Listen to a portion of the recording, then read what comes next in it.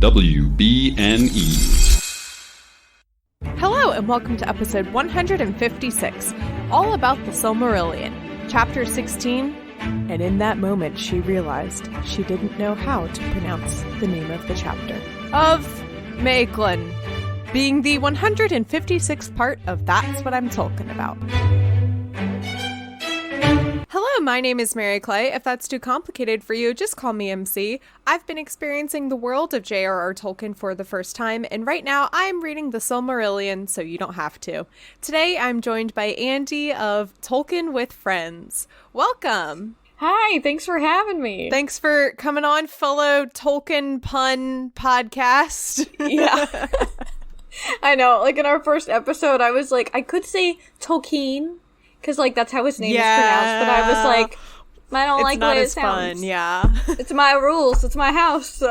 I say that all the Tolkien. time, yeah. I'm like, the pun doesn't work if I say his name correctly, so. Yeah. I just don't even worry about it anymore, you know? Sorry, my main man.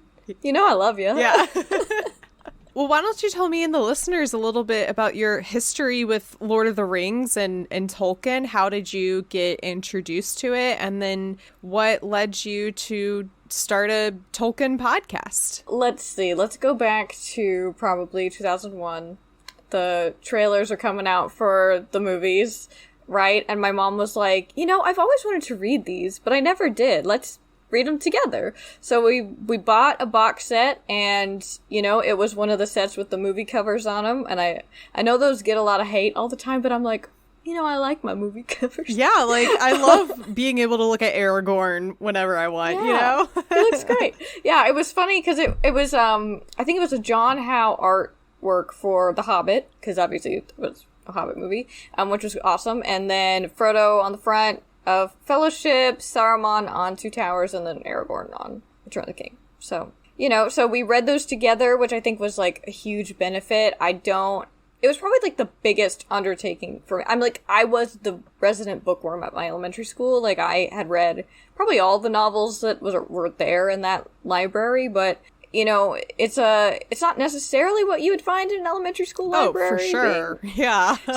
Like, because I was in 5th grade. For sure. And I think that means I was 11. And so we read those together, and then we saw the movies, and, you know, just, like, the combination of those things, you know, having, I don't know, just all of it happen at once. I feel like those are the years where, like, you love something, then you kind of love it forever. Mm-hmm. More or less. You know, it kind of sticks into some very permanent part of your brain.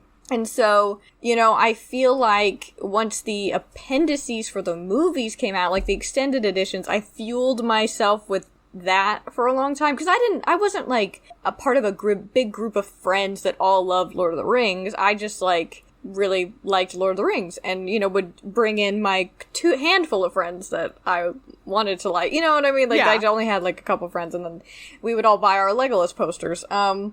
So we would, you know, I just feel like on those appendices, there was everything from, like, Tolkien documentaries to, like, how they made literally everything in that movie. So I think that it fueled, like, a lot of passion in me for, like, not just the story, but, like, everything that goes into story making, right? And then telling a story. And so I just became the person that would reread them, like, every year, and I feel like every time I read them, I get something new out of it. Now, the Silmarillion is a slightly different story, because my mom, or my stepdad, he bought me this, in beautiful, gorgeous set. It's probably the most expensive books I've ever owned as a human, and it had a complete guide to Middle-earth, the Silmarillion, the Hobbit, and the trilogy. And I opened the Silmarillion so many times, and I would get through, like, the music of the Ainur, and I was like, this is cool, I'm into it, and then there would be, like, all the names, and I was like, whoa, it's a textbook, and then I would put it down. Literal years of doing that. And I bought Children of Hurin, and then I started to open it, and I was like, I don't know who these characters are. I've just been buying the books and then, like, never reading them. Sorry, everyone who thinks that I, Are you like, kidding know me? I everything. do that all the time. Also, like, I don't know about other people out there, but I have a section of my bookshelf that's literally just there to make me look smart and scholarly, and it's full of, like, all of these quote-unquote classics, that a lot of which I've never read. Sometimes it's like, you just buy them, you're like, you know, full intending to read it, you know, feeling like, yeah, this is the time, and then you don't, and then they're just there, and that's fine. That's fine, too, you know? But, so for the Silmarillion, I didn't actually finish it until last year or the year before? COVID times, essentially. And I was like, oh, okay, that's cool. And, but truly, I felt like I had survived off of the appendices of The Lord of the Rings for a long time, and that complete guide to Middle-earth that I had, and, you know, like, all the wikis and stuff out there. Like, if I learned a new thing, I would just go look it up. And so, like, I knew about the story of Beren and Luthien, I knew about Feanor and his, you know, him being an asshole and all of that, but, you know, now I can finally say, I did read it. I did finish. You know, it's one of those things where I'm kind of like, you know, I'm not out here to, like, prove I'm, like, a bigger Tolkien fan than somebody. I feel like there are those people that are out there on the internet, and I'm sure that you have encountered them. Yup. And I'm like, you know what? That's not who I am. I'm here because this is fun. This is, like, energizing for me. And if I get too tired, then I put it down because I don't need to know everything. That's nice. When I get too tired, I have to keep reading it anyway. Like, the amount of people, when I was complaining about the map chapter a couple weeks ago, people were like, oh yeah, you can skip that one, and I'm like, no, but I can't. Like, I told people I am reading the Silmarillion, so you don't have to. So, like, I have to read it. You did say that. I didn't say that. Before we start the chapter, do you know how to pronounce what's the correct pronunciation of the character name? You know, don't quote me, but I think it's, like, Maeglin. Okay. I'm dying laughing because that's, like, different from what I was thinking in my head. What were you saying? I was saying, like, Maeglin. You know, I've said that before, but then I think I've probably even, like, in my brain just called it Maeglin. Maeglin, yes, that's what I was saying. So, you know what, listeners? In this chapter, we're just gonna bounce back and forth from a million pronunciations, and then the only thing is that, like, it says in the back that the AE put together like that, it's, like, are combinations of the individual vowels, but AE may be pronounced in the same way as AI, and OE as an English toy. So that makes me think that I have some artistic liberty that can be taken. I know. Okay. Also, like, it annoys me that, like, he has a pronunciation guide. Okay. But also that some of the pronunciation part, like the AE part, it's not super helpful. Like, as in, I ignore and near knife, like, as if I'm supposed to know how those are pronounced. I know, yeah. Yeah, AE as in... That's your reference point? AE as in name I don't know how to pronounce, name I don't know how to pronounce, and OE as in name I don't know how to pronounce. Like, that's so... like, I need what he does later at the end of that, where it says, and OE as an English toy. That's the only part that's helpful. So that makes me think that AI is mostly, like, I. See, AI, I would say, yeah. Because that's I-nor. Yeah. So... That's right. So I think it's the same. So, what are we saying? Maeglin? Maeglin? That sounds weird. It all sounds weird. So anyway... We could call him Maggie. That's what I was thinking! Oh my gosh. I was literally just like, the only name that comes to mind is Maggie. Like... Anyway, this chapter is chapter 16, I think. Yes. It's getting to the point in the, like, chapter numbers where it's all kind of a blur, and I'm like... It's a lot of numbers. We're in the teens now, is all I know. Chapter 16 of Maeglin, Maggie, whatever you want to say. It opens with me needing to flip to the chapter. There we go. It opens with Aredthel Arfianel, we don't worry about her last name, we do not worry about that. the White Lady of the Noldor, daughter of Fingolfin, sister of Turgon. And in the previous episode, I said mistakenly that Galadriel was the only girl of like all of the like Finwë cousins, you know, because I forgot she existed. So whoops, there we go. I mean, it's not really your fault. There's too many of them, so I mean, yeah. So this chapter is about Aredthel, and I feel like I just need to preface this with, this is an interesting chapter for me to read in the wake of the SCOTUS decision of Roe v. Wade. I was thinking the same. Because there's a lot of sexist overtones. There's a lot of which I think is at some points I think it's the point. Idril. Yeah. Yeah. And like the moral of this, like at the end of this chapter, I just want everyone to think, as we're discussing this, like, man, women really can't just live their lives without men getting involved. Facts. Since the beginning of time. Yes, since the yes. In every universe, apparently. Like, just the way that they get involved, and it, spoiler alert, doesn't end well for a lot of these women. Yeah. So, anywho. So Aredthel, and she is the sister of Turgon. Turgon, reminder everyone, created the city of Gondolin, the hidden kingdom, and it's through that lovely secret tunnel. We love a secret tunnel. Secret tunnel. Exactly. Secret tunnel. Yeah. They keep it secret. Keep it secret. Keep it safe. How many references can we make in one sentence? Yeah. Yeah.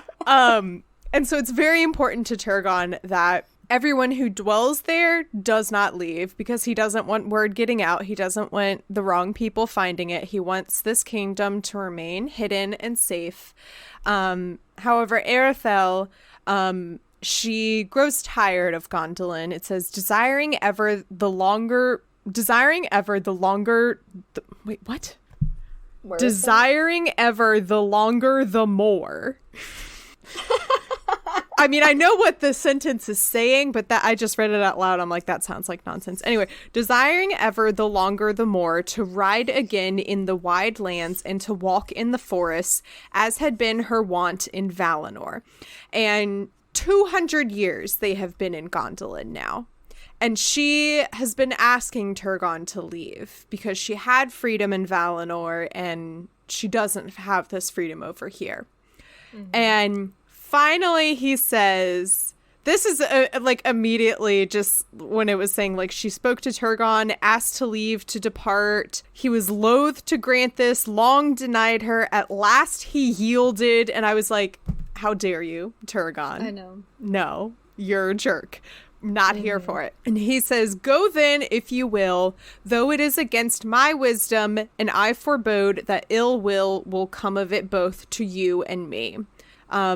So at last, centering himself once again. Yeah, he's like, this is about me. You're gonna screw it up for me. I mean, and I guess you, but also for me and my beautiful city that I made. Yeah. And he only gives her permission to go see Fingon, their other brother. Mm-hmm. And this is when I was like, yes, girl, get it. She says, I am your sister and not your servant. Yes! Love that. I love that line. And beyond your bounds, I will go as seems good to me. Love that. Mm-hmm. She's like, if you don't want to send me somebody to help me out, then that's fine. I'm just gonna go. And he's like, oh no. Yeah, no. He's like, but it's like he tries to make up for it with like, I grudge you nothing that I have, but again, he's just reiterating. He's like, but I built it so that we would stay in it. And she's like, but I'm bored. Yeah, I'm bored. Your dumb city is boring. Yeah. I used to, like, life was pretty good over there until, like, our uncles stupid asses went wanted crazy. to come here. Huge mistake. She leaves, and she has some of Turgon's men with her to, like, guard, and they get to a point where, like, she's supposed to go to Hithlum, which is in the west. Yeah. That's about as much direction, like, geographically, that I am going to mention throughout this chapter, because it makes several mentions of, like, places and where they are, and I'm like, I don't care. Yeah. I don't care. We just need to know if it was a good decision or a bad yes, decision. exactly. Like, all you need to know is whether or not something bad or good happened there. Yeah. Mm-hmm. So, they get to the point where she's supposed to go towards Hithlum, and she's like, I'm actually going to go this way. You can come with me or not, but I'm going to do what I want. And yeah, she wants to go see, like, is she just, like, saying she wants to see any of the Sons of Feanor? She's like, any of them. Yeah. Any of them will do. She says, They're my all heart friends. desires rather to find the Sons of Feanor, my friends of old. Because I Any mean, son will like, do. when you think about it from their perspective, they were kids when all this drama between their uncles and their grandfather are happening, and they're just cousins, you know? They're friends, they're hanging out, they're not involved in, like, the political implications of this stuff yet. And then all of a sudden these feuds happen. So it would make sense that she misses these friends of old that she hasn't seen in a while. However, anytime the Sons of Feanor are brought up or mentioned, I'm like, feeling a little unsure here. Yeah. I mean, it's like, my question for her, if she were here, it's like, when was the last time you saw them? Like, are you sure they're still, like, a chill dude? Maybe she just wanted to, like, go find drama, you know? She's like, you know what? It was like too chill in Gondolin, you know, where it's not going to be chill, wherever Feanor's sons are. Yeah. Like, it's going to be exciting over there, wherever they are. Yeah. Let's go find them. I think that based on what we're seeing from Aredthel so far, that tracks. It feels right for her. That, like, she wants adventure, and she wants action and whatnot, and she doesn't want to, like, just sit back and do nothing. Yeah. She's not getting that in Gondolin right now. Yes. So she wants to head towards, I guess, the west. However, they would need to pass through the woods of Doriath, but I guess at this, Thingol and Melian are only letting in the sons of Finarfin, because those are their, like, more direct kin. They are essentially, they're like... And he hates the Noldor, right? Yeah, Thingol and Melian. So I don't know where this chapter is in relation to, like, the greater timeline, because in the previous chapter, Thingol and Melian learned the truth of what happened. I mean, I guess the elves in this chapter, but then again, the elves would know. No, but then again, Eöl is Teleri. So I guess this does happen after the timeline of the previous chapter. Okay, ignore all the rambling I said. I was tracking it in my head. Don't worry. I'll explain. That's fair. So yeah, in the previous chapters, when Thingol and Melian learn the truth of what happened to the Noldor, in particular, the kinslaying. Awkward. Mm-hmm. And... Then Thingol forbids it. What I thought that he, so he forbids when they. Let me back up. Let me back up even further to lay the land here. So goes the Silmarillion. God. So when the Noldor first arrive, Thingol and Melian are grateful because they are enemies of Morgoth. Right. And they're like, cool, they're going to help us. Great. However, Thingol is suspicious. He's not sure how to trust them. And they have this protective bubble around their kingdom in Doriath. And they decide that only the sons of Finarfin are allowed within their kingdom by their invitation, because they are essentially Thingol's, like, great nephews. Because their dad was, like, his, I think something like that. Yeah, it was like his brother. I did the math a couple chapters ago, but I don't remember the math now. That's great. But they are more directly related to Thingol than Feanor's or Fingolfin's sons. And then in the previous chapter, Thangol and Melian learn of the kinslaying. They learn of the oath that Feanor's sons took. Oh, right.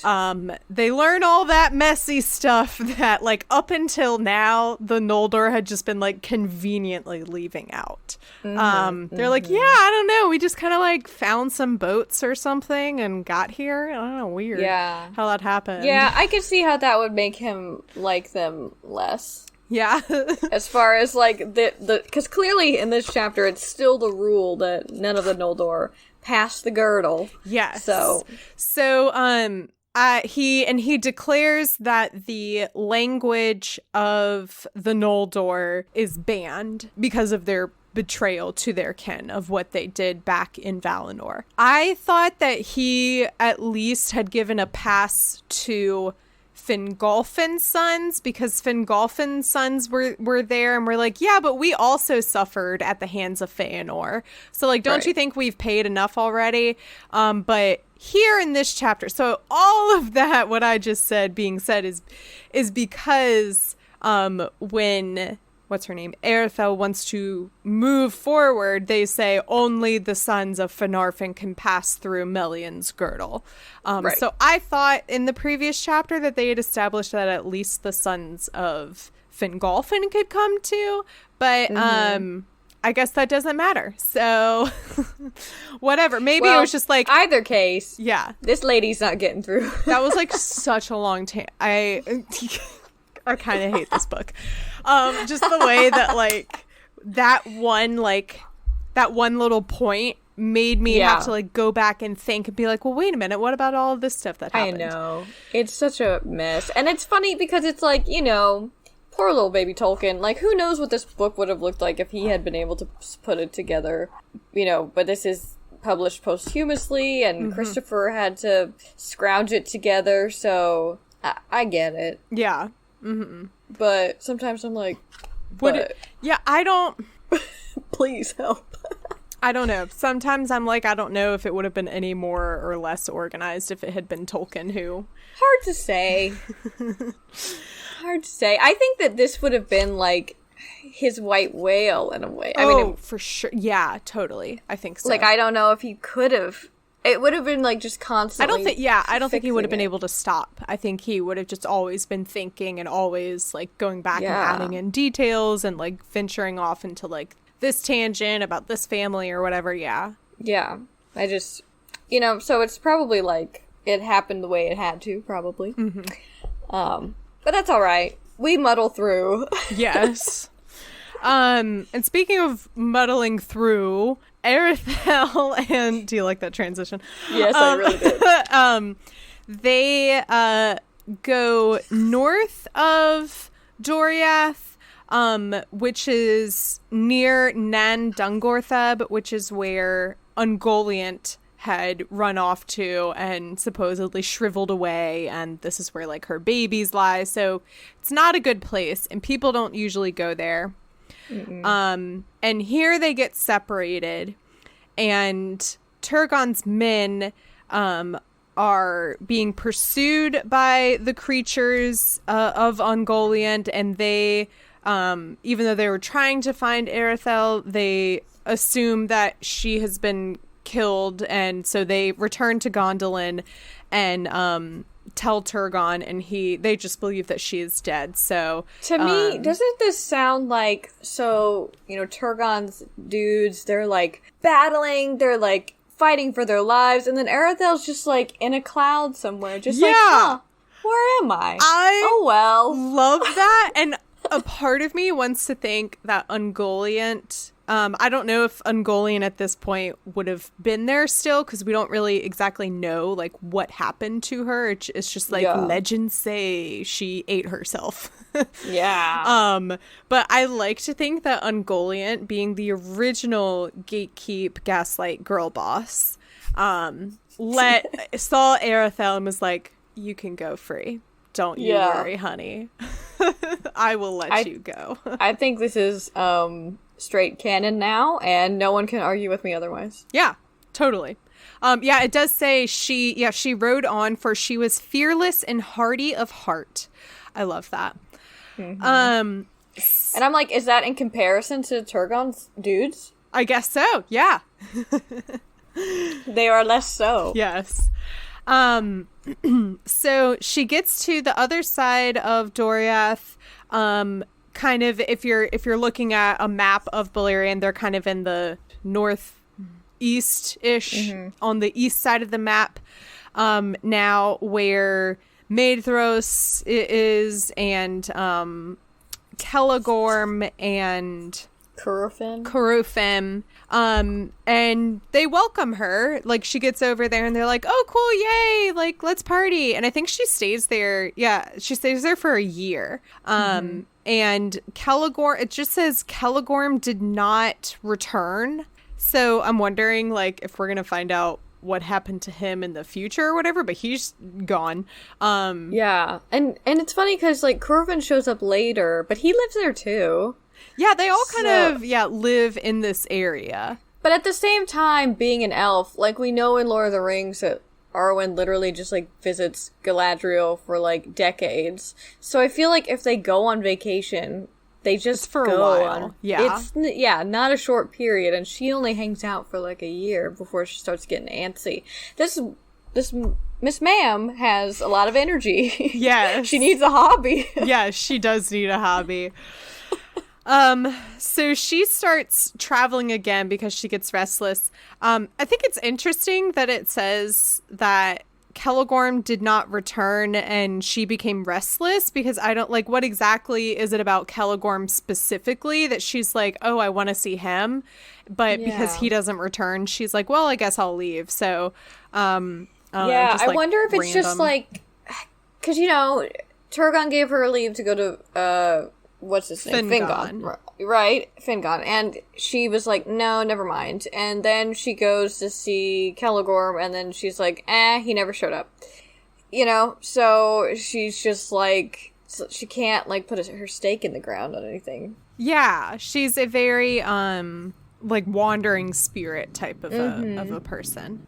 She leaves and starts heading south. I really wish that I had a sense of, like, distances on these maps. Yeah, the way I'm just like, yeah, she just, I don't know, goes to the next state over, or... Yeah, because I'm like, is this far to this little forest? To, Wait, is that... I didn't even... You're better than me. Nan I, like, Elmloth? Didn't even bother opening my map to look at it. Oh, I guess... I thought it was a lot farther. Oh, that's so funny. She's like, she crosses the river, gets lost in this tiny little forest. Tiny little forest, and, like, the way it's described that I'm about to go into, I thought it was, like, a bigger forest, like, set off, you know, by itself, you know, like, abandoned in, like, the south of the map. Oh, well. So she... so there's this forest that we're talking about. The trees of Nan Elmoth were the tallest and darkest in all Beleriand, and the sun never came. And there, all right, I've been pronouncing it Eol. Yeah, that's what I say. And there Eol dwelt, who was named the Dark Elf. Of old he was of the kin of Thingol, but he was restless and ill at ease in Doriath. And when the girdle of Melian was set about the forest of Region, where he dwelt, he fled thence to Nan Elmoth. So that's right off the bat, that's very similar to what Aredthel sounds like. She was in this, you know, safe haven and decided to leave it and go explore the rest of the world because she's restless. It says, there he lived in deep shadow, loving the night and twilight under the stars. And I was like, okay, he sounds hot. Don't worry, I changed my opinion in just a bit. He shuns the Noldor, holding them to blame for the return of Morgoth, to trouble the quiet of Beleriand. And I'm like, well, he's not totally wrong. Yeah. Like, it wasn't... But the way that he manifests those feelings isn't quite healthy. Yeah, it's not healthy, but it's the kind of thing of, like, two wrongs don't make a right, you know? Like, what the Noldor did and the drama and the trouble that they brought to Beleriand for the Teleri who were already living there, and the green elves, and I lost track of all the different, like, delineations of the elves. like, you're not wrong to not like the Noldor because of that. Right. He takes a much better liking to the dwarves, and he learns a lot from them. He learns smithing and metalwork and whatnot. And he creates... I was like, oh, this, like, I don't know, maybe there's still a lot of the Silmarillion left, so maybe this does come back. But, like, the way that this was focused on so heavily, and then there wasn't another mention of it in this chapter, he creates a really strong type of steel named Galvorn, and it's really malleable, but it is still really strong and resistant to, it says resistant to all blades and darts. That just seems funny to me, like darts. Use it as a little very shield, random, maybe. yeah.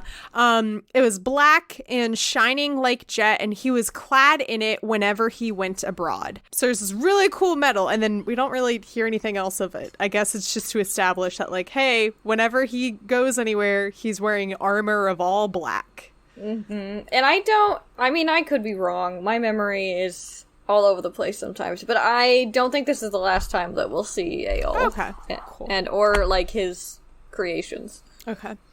Yeah, it says, like, but remember, he was not a dwarf, a tall elf of high kin of the Teleri, noble though grim of face. His eyes could see deep into shadows and dark places. So this description of Eöl, it was just really cool. I was like, this is a cool character. This is so descriptive. This is so vivid. I know exactly what he looks like. And at first I was like, oh, is he just going to be like our bad boy? And like, in a way, yes. In a way. Yeah. And I love that. And it kind of makes me sad that like how his story unfolds in a way, because like he is chill with the dwarves and like they hang out, they teach him stuff, he teaches them, you know, like they're buddies. And I'm like, but that's like a good thing. Yeah. You know? Yeah. But usually, I mean, I guess this is, you could argue Tolkien playing with the idea of like having a more gray bad guy, you know, like he's not fully, I mean, he's no Melkor or anything. Exactly. But you know, he's not super great. But at the same time, you know, I have a lot of friends who talk about the Silmarillion as, like, from the perspective of elves. You know, it's elves telling the story. And so I almost wonder, like, is the dwarf thing supposed to be, like, a mark against Eöl in this instance? Like, him being cool with dwarves rather than elves? And I'm like, not cool. Yeah, that's a good point. Because as soon as it says, like, for the dwarves he had more liking, I immediately was like, oh, he's a cool dude. Because in my mind, like, he's an elf who is humble enough to learn from this other group of people and to, like, recognize that they have this knowledge and this craft that he doesn't. And he is really proud to learn from them.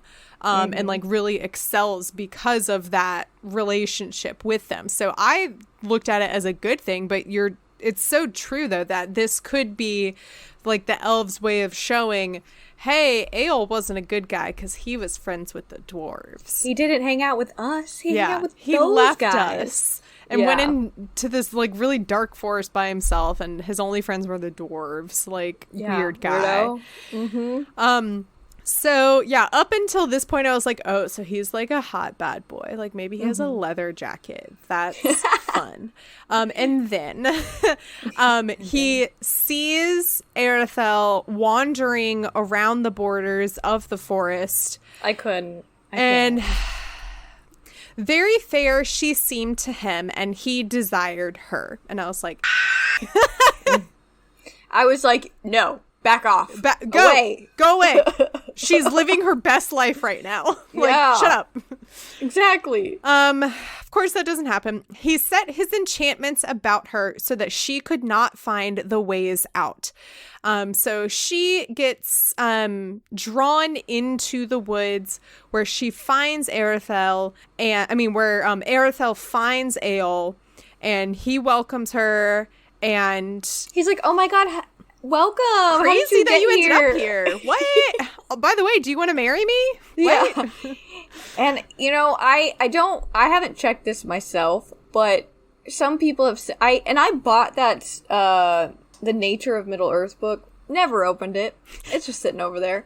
But some of my friends have said that, like, in this book, it talks about, like, marriage is sex. I don't know. If so, see, it's getting a little not non-consent. Yeah, not maybe, and like, yeah, it gets into a lot of gray areas here because it's like, but let's say that's not what it is. It's like not necessarily that she's not consenting, but it's also that she's left with, she doesn't know that she was coerced into this situation, you know, like she doesn't realize that like she was forced into this.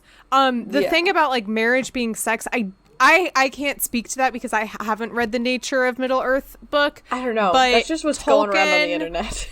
Was very much like he did not want sex to be a part of his books and his characters. So I can see it both ways where like marriage is his way of being like wink wink.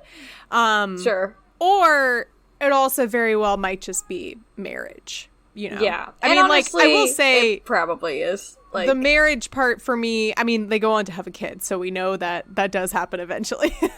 Yeah. And, you know, and it's funny, like, I just imagine, because it's like, who lives there? Him and his servants. So, who presided over, like, what was the ceremony like? I'm just nosy. But, like, you know, were they just like, and now we are married? Was it a priest? And they was it a rabbi? Was it, yeah, like, what are we... Do they just, like, say something magical? Did someone get ordained online? Like, what happened? Maybe just somebody in the background was like, I can do it. Yeah, that's a good point. Also, I want to, so she wanders in here under these, it's not necessarily that, I guess, he enchanted her. No, it does say that. He set enchantments about her. There we go. Yeah. Although it just says so that she could not find the way out. So he didn't technically, like... He put like a love spell or anything on her. He just made it so that she couldn't leave. That sounds so sketchy. Yeah, it's in like the next paragraph when it's like, it is not said that Aredthel was wholly unwilling, nor that her life in Nan Elmoth was hateful to her for many years. So I'm like, that's not exactly a positive sentence. You know? If it's that not was a like, Yelp review, I don't know if I would eat there. It's not. So it's, So it's saying, it's not like she stayed here completely against her will. And it's not like she hated living here. But that's also not exactly saying she chose to be here and I love living here, you know? Like it's two very different things to say. She was not staying there unwillingly and she stayed there of her own choice, you know? Those are two different things. And also, I want to address some ways that, like, I would refer to Thingol and Melian, where just reading this chapter, where this is pretty similar almost to Thingol and Melian, because Melian sets an enchantment upon Thingol.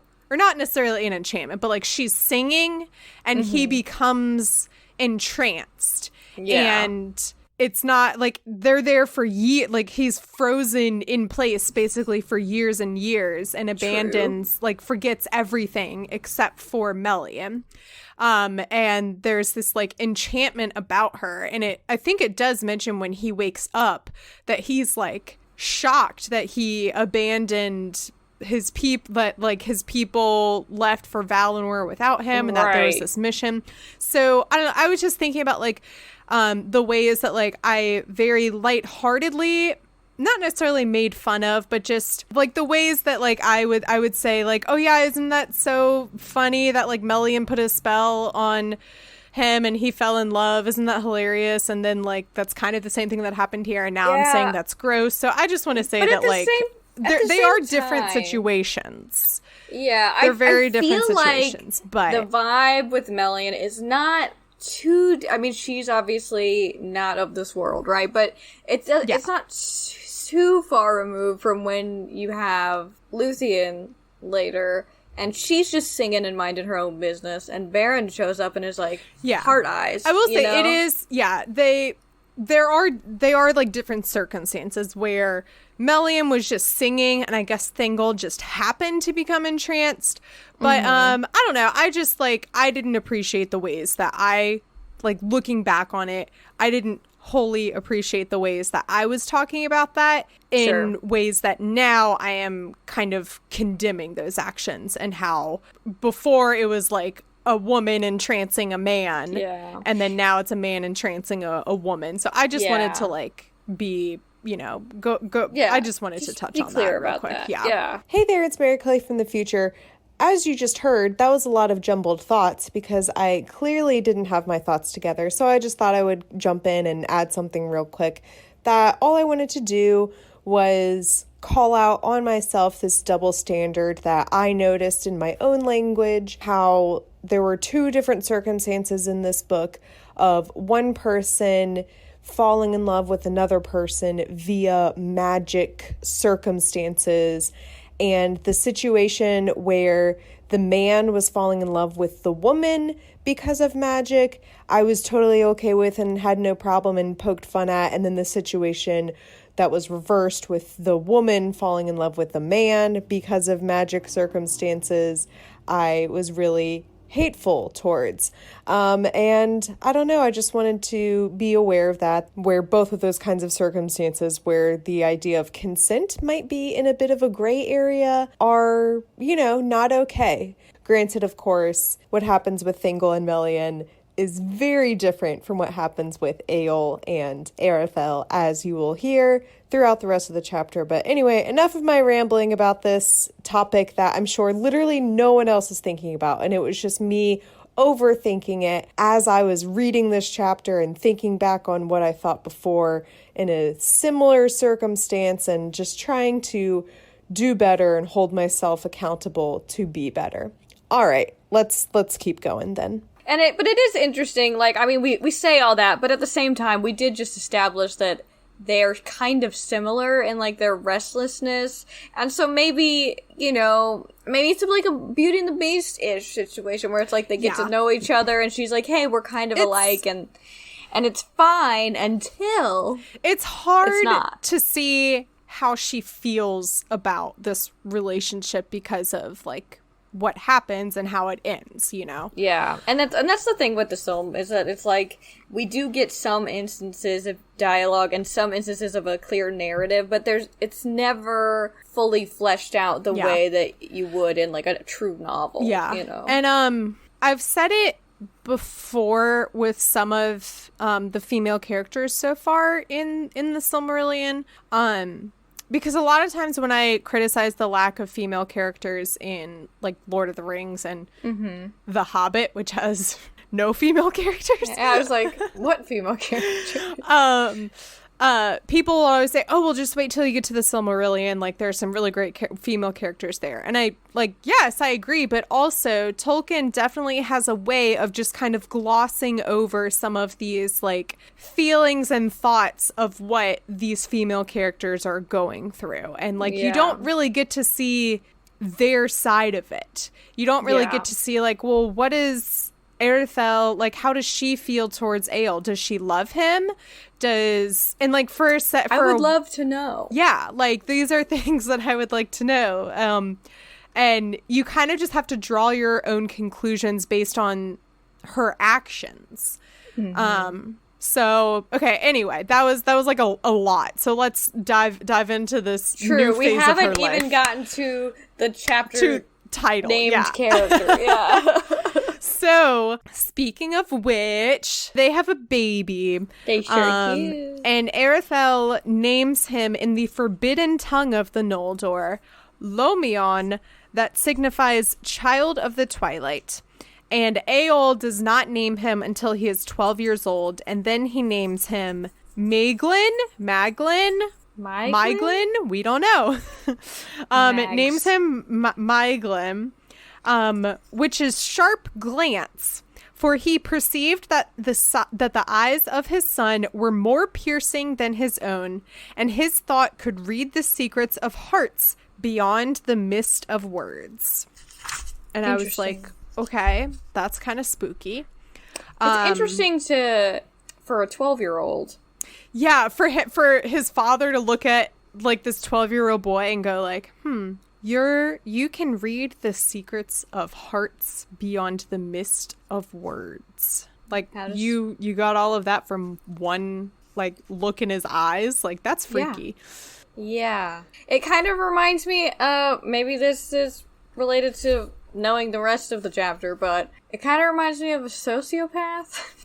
Like being able to like read people and understand like what they expect out of you of a situation, but then not necessarily believing, you know, you have your own thoughts, but then you act accordingly for the situation, you know, as it benefits you or whatever. Yeah. I did write down at some point in this like introduction to Maeglin, I was like, is this a villain origin story? Because I was really unsure of like the way he's described. So like this idea of like him possibly having like sociopathic tendencies also like is very fitting too. Yeah. So yeah, it says in mood and mind he was the son of his father. His words were few save in matters that touched him near, and then his voice had a power to move those that heard him and to overthrow those that withstood him.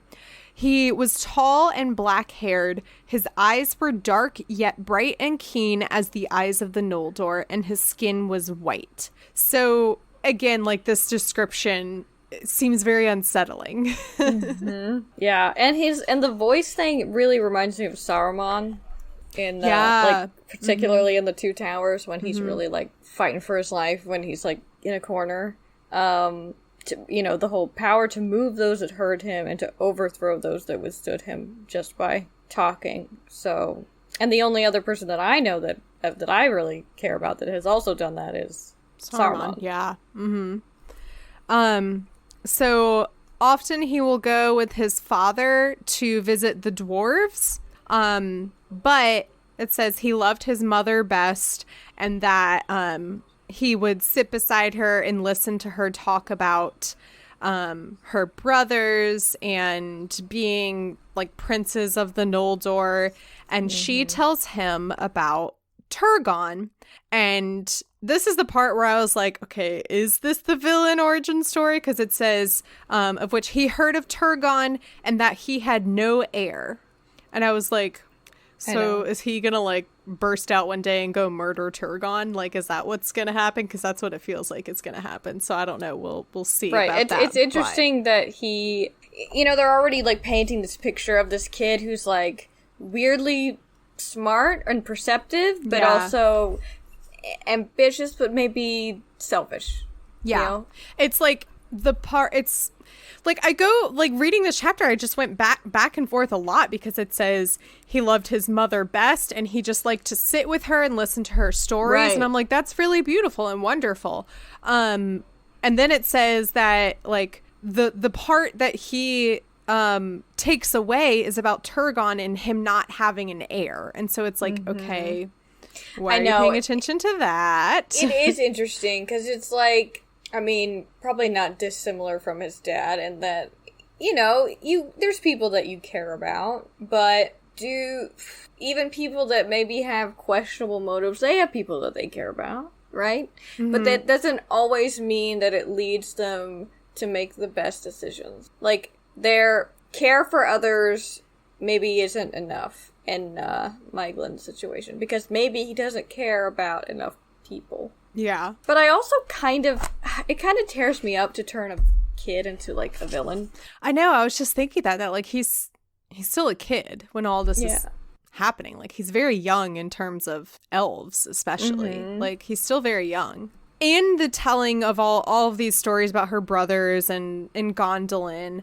it makes Aredthel really miss that part of her life, and she's like, literally, what is wrong with me? It says she marveled that she had grown weary of the light of Gondolin and the fountains in the sun and the green sward of Tumladin under the windy skies of spring. So she's like, literally, what a terrible mistake I made. And now I'm in this like forest of darkness. Yeah, it kind of reminds me of, like, I feel like I'm always, like, the mom friend, and when somebody's doing something where I'm like, you know, but then there's a bunch of people where it's like they have to learn it, they have to experience it firsthand before they learn the lesson, and you want to be like, no, just don't. I mean, like, if she had never left Gondolin, she probably would have been really resentful toward Turgon for keeping her there. She always would have been wondering about, you know, the rest of Beleriand, and she would have been wanting still to see the Sons of Feanor. So no matter how you spin it, like, you know, it's always, you know, the grass is greener on the other side. Totally. So, sometimes I do wish, like, or not wish, but wonder what it would have been like if she had just gone to Fingon instead. It probably would have been boring. Yeah. He'd probably have been like, cool. Anyway. I don't know. But maybe it would have been maybe not safer is really the word for Beleriand, but I don't know. Maybe she could have had a good time going south on that side. I don't know. Acceptable way to explore Beleriand. Yeah. Maybe. Yeah, so she starts growing kind of like resentful of where she is, and she misses Gondolin. And so this is when Maeglin and Eol first start fighting. It does make sure to mention that Aredthel would still never reveal, I mean, to either of them, where Turgon is or where Gondolin is. That, like, even though she loves her son very much, and even though she misses it, she's still not, like, she's still keeping this secret. Like, she promised that she wouldn't do anything to bring harm. Oh, I should mention this. When she was leaving, Turgon, she was like, do you not trust me? What? And he's like, it's not that I don't trust you. It's that I'm worried about who you are going to run into. Exactly. And that's exactly what happens here. So, Maeglin and Eol are not having a great relationship anymore. Aredthel is upset and missing, you know, homesick, missing her family, missing Gondolin. And Maeglin is like, well, I'm gonna leave, and I'm gonna leave, and I'm gonna go, he says, I'm gonna go speak with the Sons of Feanor. And Eol says, you are of the house of Eol, my son, not of Galithrim.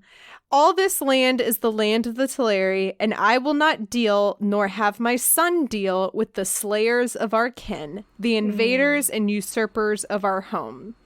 And I'm like, again, you're not wrong to, like, remember the fact that they, like, kill, like, these are, so the Teleri, reminder for everyone, the Teleri are the elves that the Noldor fought and killed in Valinor.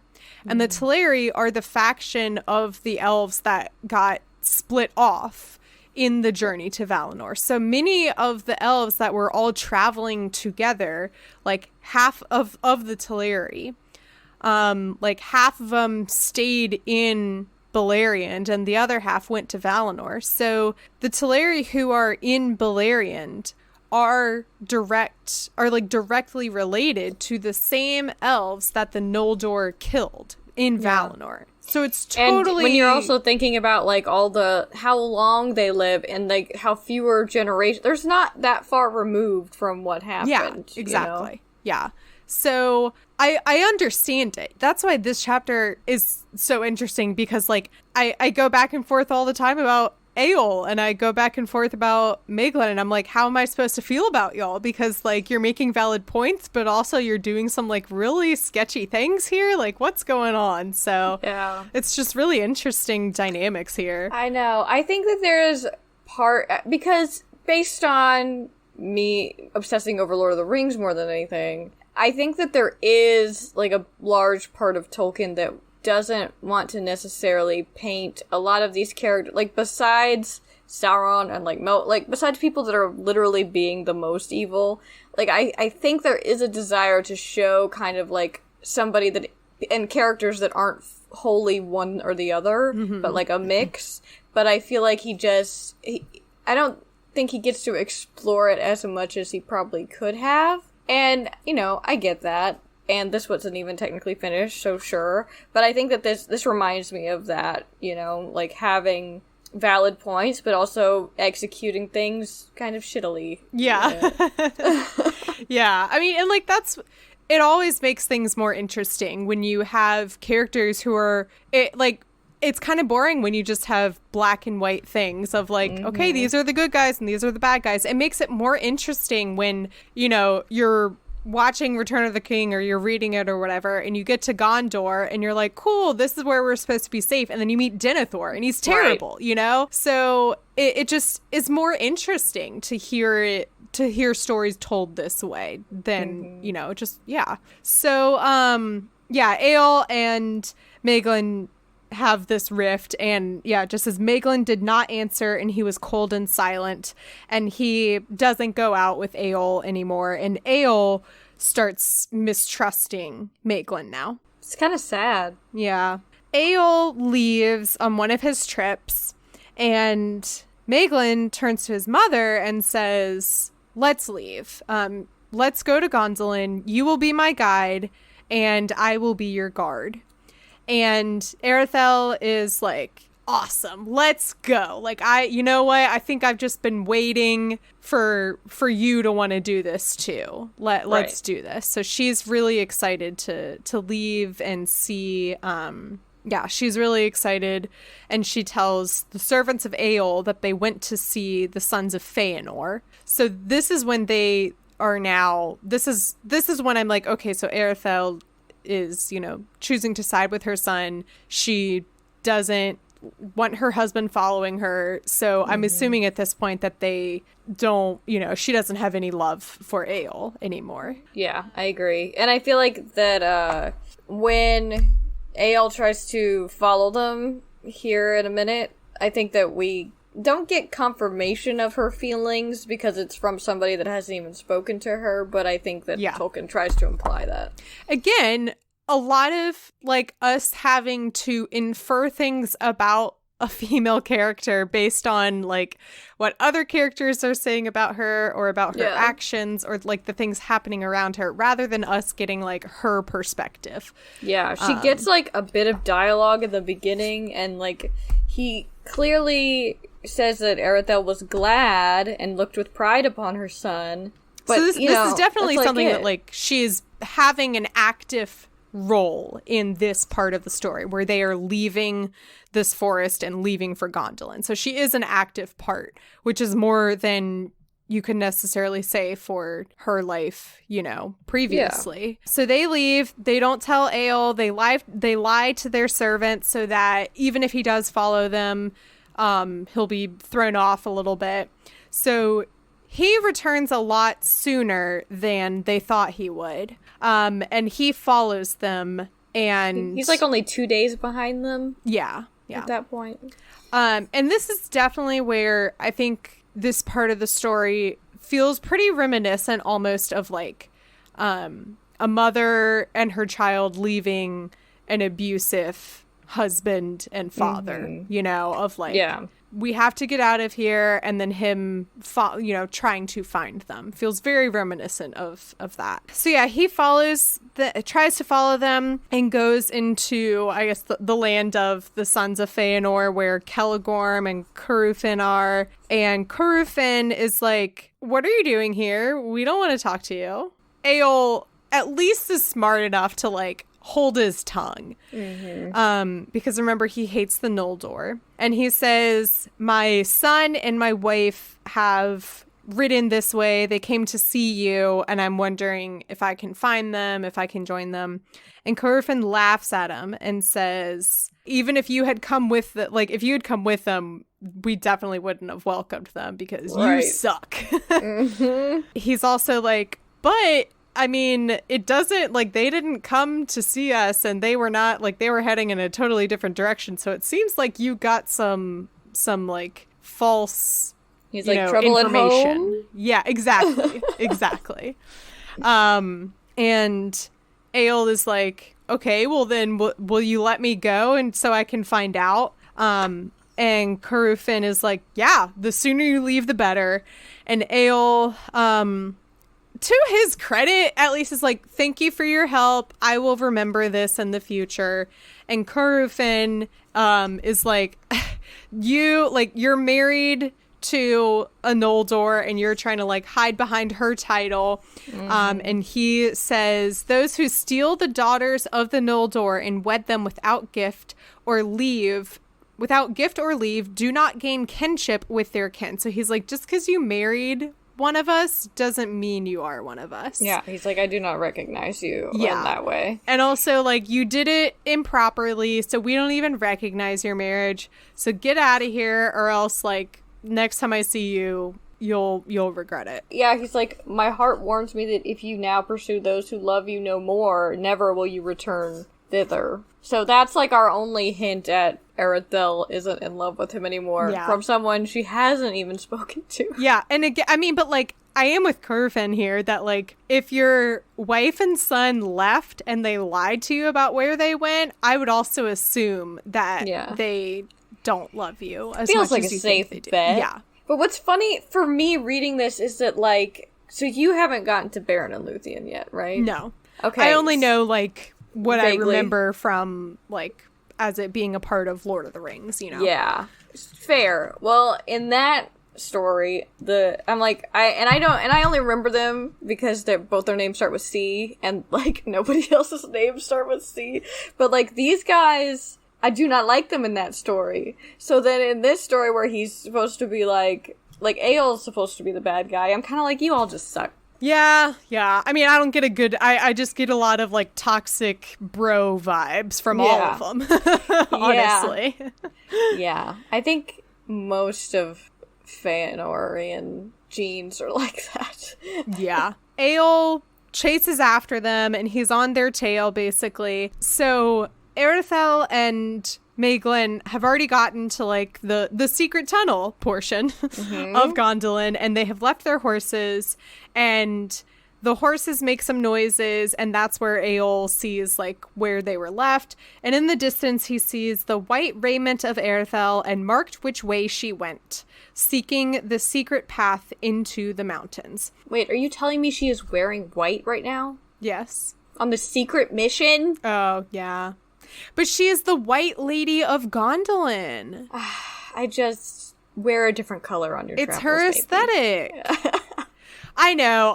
Like, this is so random, but in the first season of The Witcher, Princess Ciri is running. She has white hair, and there is a part in the show where she takes some mud and, like, puts it on her hair to help disguise her, but she still has on this, like, bright teal cloak. Yes. And she's, like, she's running through all these, and it's winter, so there's snow everywhere, and so she's it's just running. It's so obvious where she is, and I'm like, girl, like, I know it's cold, but, like, at least put some mud on the cloak. Trade too. it for something. I don't know. We can see, that's a very distinctive cloak. Yeah. Like, come on, let's think. So, yeah, you're right. Maybe she needed to be in, like, her ninja clothes, yeah. You would think that the dark elf Eowl would have something in a darker color that she could wear. I mean, it's just not her aesthetic. I guess not. She not. wasn't willing to give it up, even from running away. Aredthel and Maeglin arrive, and they're welcomed joyfully. Turgon is so excited to see them because he thought she was dead. Yeah. And then here she is turning up, and she has this son, and he is, at first I was like, how is this going to go over? Because Turgon is very, specific about who comes into Gondolin, and when she left, he was like, I don't know, he was very unsure about everything. And so I wasn't sure how he would react to her return and Maeglin being there, but he is, like, very happy to see them both.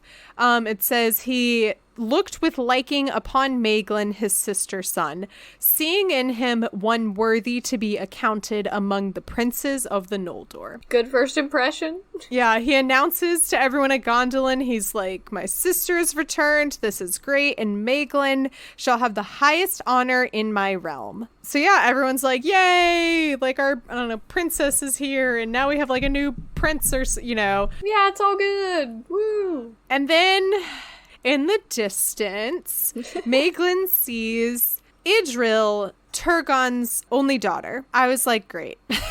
this like father like son, it seemed to me. A little bit. Yeah, it says, for she was golden as the Vanyar, her mother's kindred, and she seemed to him as the sun from which all the king's hall drew its light. So I'm like, okay, that's great, but also your cousins. First cousins, even. Sometimes it's not cousin like, doesn't mean too much, but yeah, like all of the elves are like somewhat kind of related to each other, but like they're legit cousins. Yeah, and that is something they do not do. Yeah, which we'll touch on in a bit. Everyone's, like celebrating. Yay, it's all happy.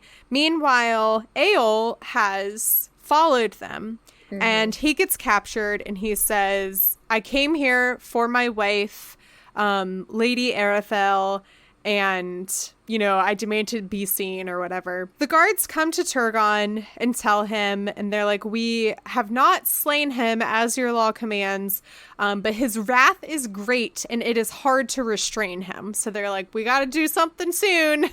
Yeah. So Aredthel is like, Aredthel says, Eol has followed us even as I feared. But with great stealth was it done, for we saw and heard no pursuit as we entered upon the hidden way.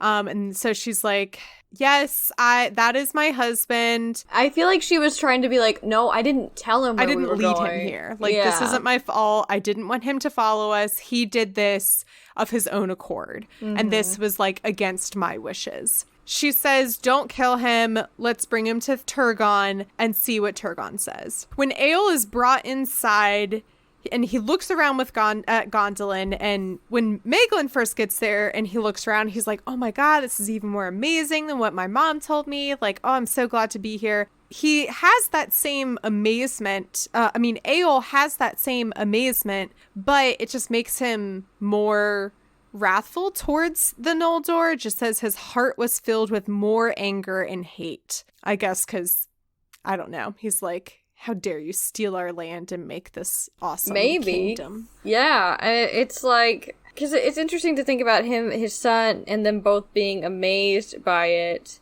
But,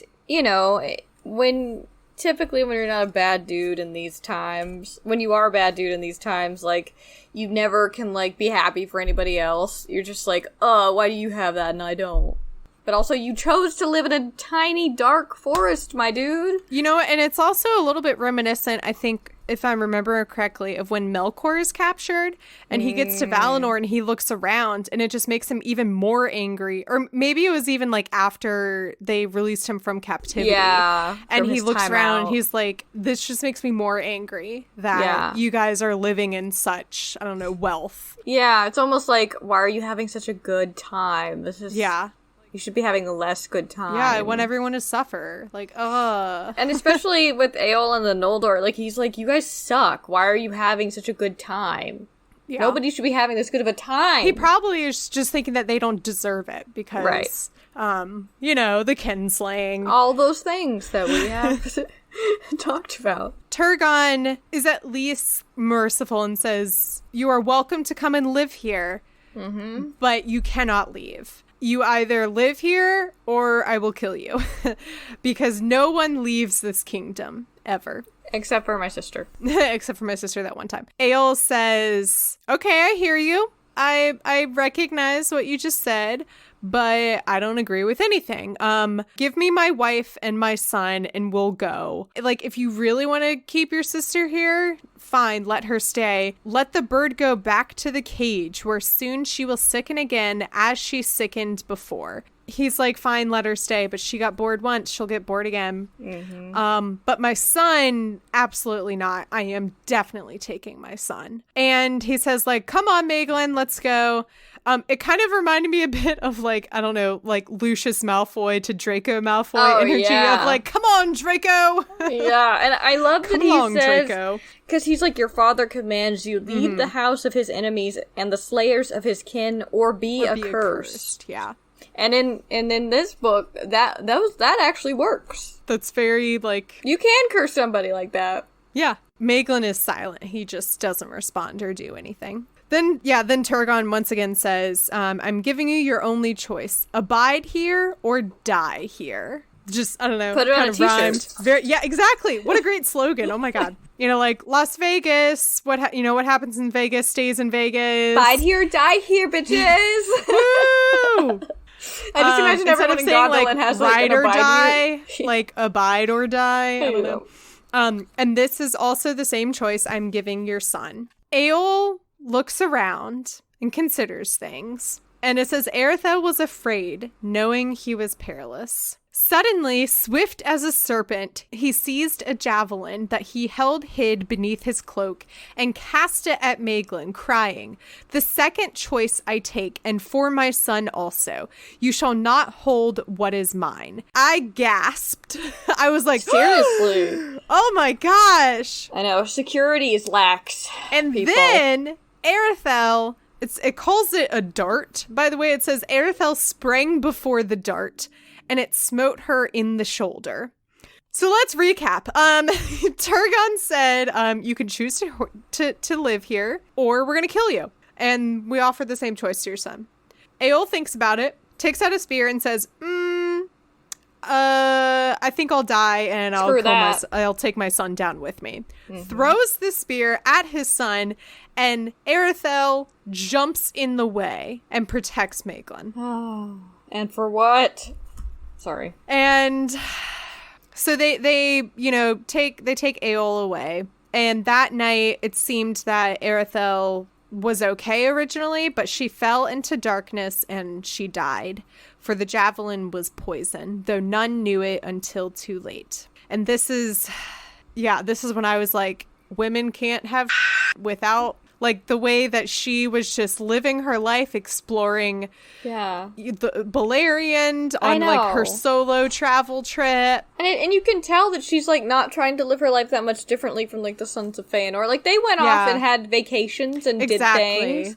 And she's like, I'm used to doing that stuff too. It's hard. And then look what happened. She got trapped in that forest with Eol. Yeah. And then was in, what would have been, I imagine, at least like a really cold and unloving relationship with him. They left. And then in protecting her son from the very person that they ran away from, she is killed. Yeah. It's awful. And it's like, I wanted so much more for you, Aredthel. I know. I wanted more for her. So, man. And so that happens. Obviously, Turgon is pissed because he thought she was going to be okay, and he was going to show mercy to Eol because of Aredthel. And then he's like, "Oh, she's dead. You're done here. Yeah, you're dead too. Yeah. Mm-hmm. I think they just like throw him off a cliff. Yeah. Real harsh. They throw him off, and as this is about to happen, he looks at Maeglin, who again says nothing, and says, "So you forsake your father and his kin, ill-gotten son. Here shall you fail of all your hopes, and here may you yet die the same death as I." And then, he gets yeeted over the cliff and dies. And everyone in Gondolin seems like, okay, yay, justice was served. But Idril was troubled. And I'm her. like, good girl. Good girl. She's the best. It reminds me of, like, whenever, like, Melian is always like, yes. Stuff is it's off. always Melian who, like, Thingol is like, I don't know, things feel kind of weird, but I guess maybe it'll be okay. And Melian's like, no. Let's think about it. Yeah. Like, she's the let's best. Investigate. And I feel like Idril has, like, a touch of that where she's, that day she mistrusted her kinsman. She clearly understands Maeglin better than everyone else. Mm-hmm. By the end of this chapter, which is like in 2 paragraphs from now. Yeah. Maeglin comes in and he is, treated like a prodigal son, even though he is not Turgon's son. And everyone is just like so happy to have him there. And Idril is like, I don't know about this dude. Like, I'll keep an eye out. And it's like, funny because, keep like, one eye open around you. Exactly. Like, he goes on, he does a bunch of great things. He is, like, clearly figure out that he's smart and he's great in battle. Maeglin prospered and grew great among the Galithrim. And I was like, good for him, Like, he escaped this, like, really dark forest and he like learns a lot in Gondolin, and he fortifies the arms of Gondolin with like iron and steel.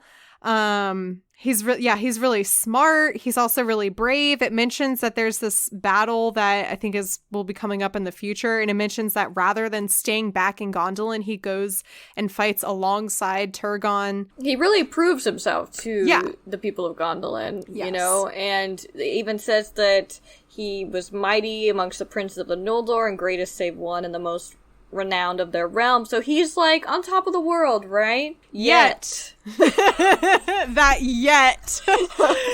He did not reveal his heart. And it says hiding his mind so that few could read it. Except for Idril. Our girl. Yeah, it says, from his first days in Gondolin, he had borne a grief ever worsening that robbed him of all joy. He loved the beauty of Idril and desired her without hope. Aww. Your cousin doesn't love you back. The Eldar wedded not with kin. The fact that it's painted as a grief that robbed him of joy, and I'm like, no, she doesn't owe you. I know. I'm like, she doesn't owe you. sir. And remember, everyone, I read this. What is today? You know, we're recording this on June 28th. It was like 4 days ago that like women's reproductive rights were revoked. Yeah, exactly. So it was hard. It's a hard one, people. Yeah. So he loves her, and she knows it, and this causes Idril to like him even less. She's like, like maybe we could have been like friends, I guess, like, you know, because we're cousins. But like, probably not. But like, now that the fact that you are obsessed with me just makes me disgusted by you. And it does say, for it seemed to her a thing strange and crooked in him, as indeed the Eldar ever since have deemed it. I thought it mentioned somewhere it says an evil specifically. fruit of the kinslaying, whereby the shadow of the curse of Mandos fell upon the last hope of the Noldor. So what? Yeah, it's just saying that like this is something that it's very odd to the Noldor that he would love her, because this is very much, they did kinslaying, but marry your cousins? No. Yeah, and it makes me think of like the shadow fell upon the last hope of the Noldor. So like these, maybe not these two, because obviously gross, but as far as like the Teleri and the Noldor should be getting along, but they don't really. So the curse of Mandos is like still fulfilling itself, basically, because it's still so. Well, let me continue on. Right. Yeah, it says, he watched Idril and waited, and his love turned to darkness in his heart. And he sought the more to have his will in other matters, shirking no toil or burden, if he might thereby have power. So absolutely gross. He is just over the years watching Idril, waiting for her, I guess, to return his feelings. It says his love turns to darkness, and he becomes obsessed with gaining power. Thus it was in Gondolin, amid all the bliss of that realm, while its glory lasted, a dark seed of evil was sown. Yeah, and you're gonna, I mean, the seed being Maeglin or whatever. And it's interesting because Turgon didn't want his sister to go, and he foresaw something bad would happen, but also welcomed her back and her kid. Yeah. So sometimes you let, you know, isn't there like a phrase like you let the wolf in by the front door or something? Yeah, a wolf in sheep's clothing. Yeah, like just basically like you have all these rules, but with anything that has a lot of rules, they break. So like you can only do so much. Yeah. Beyond things being out of your control. And that's what the, you know, whatever the doom, the prophecy or whatever of Mandos comes into play, of like Turgon tried to like get above destiny and be like, no, Gondolin is going to be the safe place. And this is like his mistake. I almost don't want to continue reading. I hope this is the last this is often what happens with these like minor background characters like Idril, where I'll be like, oh, I wonder if we'll hear more about them in the future. And usually we don't. So I hope we don't hear more about Idril because it doesn't seem good. And again, same with Aredthel, where like Idril is just living her life in Gondolin. And then along comes this like boy of darkness. Yeah. And she, again, women can't have I know. in this world. So knowing that, you know, you don't have to respond if you don't want to give something away. I'm just saying, you know, just know that and okay, great. Temper expectations. Great. Yeah, like that was a really interesting chat, and I say this as someone who the past couple weeks has been hating the Silmarillion. So, it's definitely a lot more enjoyable when it's just like these one-off stories.